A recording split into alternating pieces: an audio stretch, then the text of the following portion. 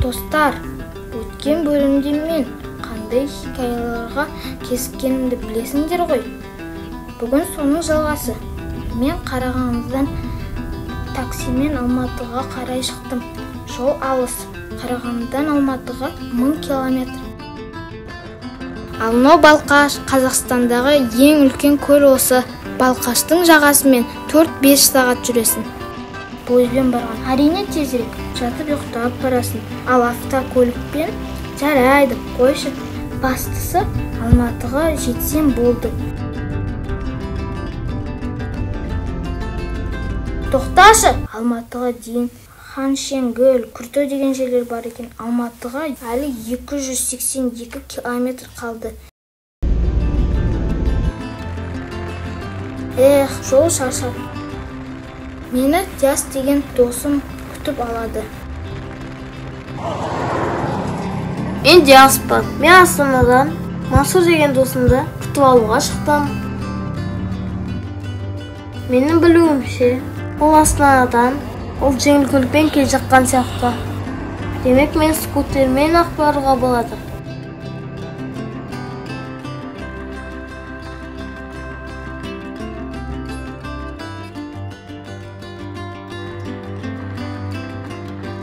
Міне өзі де келді. Міне, мен де келдім. Мансур досым ұзақ жолдан шаршаған шығар деп бірден тауға қарай тарттық. Оның айтуынша Астанада тау жоқ, тауға барып демалып, кейін оны атасының үйіне апарып тастаймын. Бұл Алматы қаласының маңындағы ауылдардың бірі. Бұл ауыл туралы кейін айтып беремін.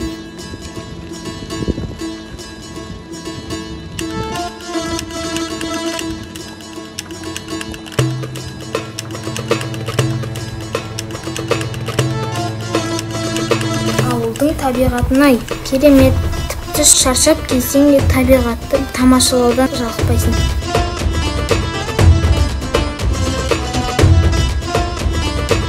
Сен сабақты нешеге біттің? 4-ке. Мансур, сен қаншаға бітірдің? Мен 5-ке бітірдім, маған диплом берді. Сен келесі жылы қай сыныпта оқисың? 4-ада. Мен сол сыныпқа ауысқым келеді. Тауға қарай жоғарылаған сайын скутер баяулай бастады. Мансур, көмектес. Сөйтіп екеуміз аяқпен де көмектесіп отырдық.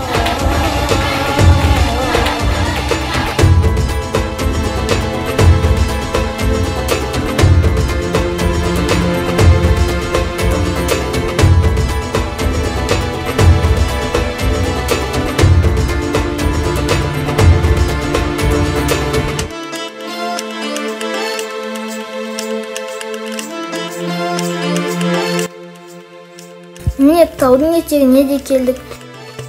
Бұл кімнің қой дейсіздер ғой? Жұмағұлдың. Жоқ, әзіл ғой. Біз Жұмағұлдың үйіне соққан жоқпыз. Оның үйіне істеме ұрлағанда жоқпыз. Қымыз ішпедік. Ет те жемедік. Достар, мен қай кино туралы айтып отқанымды білесіңдер ма? Дұрыс айтасыңдар. Менің атым Қожа. Айтпақшы, ол фильмді осы ауылда түсірген.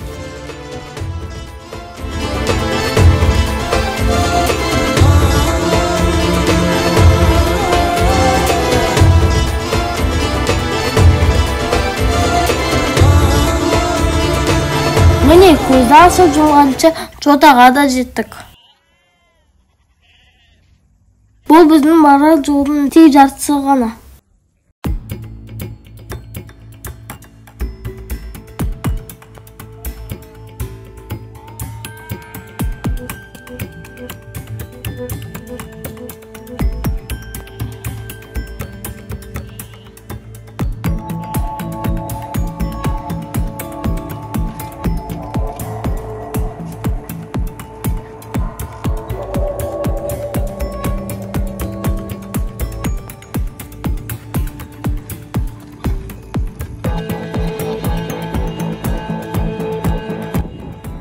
осы жерге келгенде Мансұр маған мынандай қызық айтты.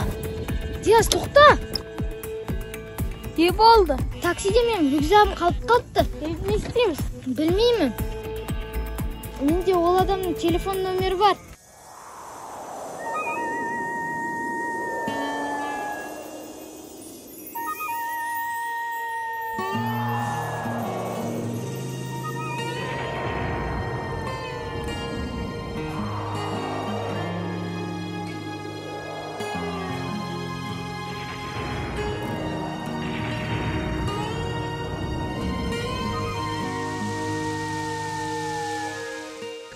Ол адам телефон алмайды.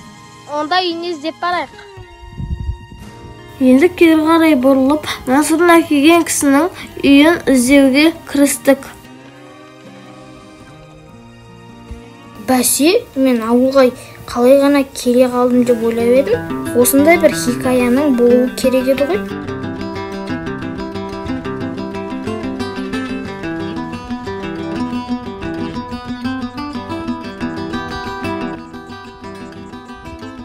Азып шөлдегенім болмаса бәрі жақсы.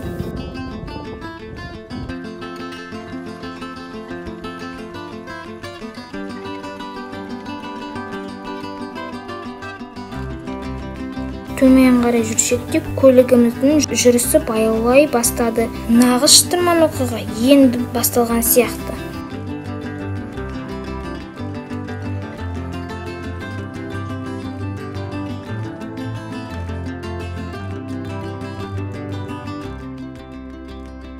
Жота-жота жерлермен жүргенге мүмкін.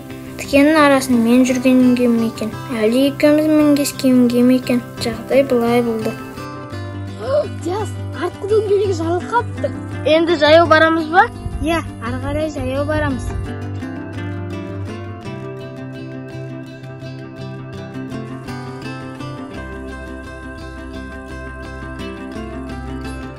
Енді жетпегені осы еді. Ауыз да құрғай бастады. Шіркін, су болса ғой. Күн де жарқырап, бізге қарап тұрды. Жеткен жеріміз осы сияқты. Достар, оқиғамыздың жалғасын жіберіп алмаңдар. Ол үшін арнаға жазылып, лайк басып кет. Келесі кездескенше Мансұр мен Диастың хикаяларын өткізіп алмаңдар.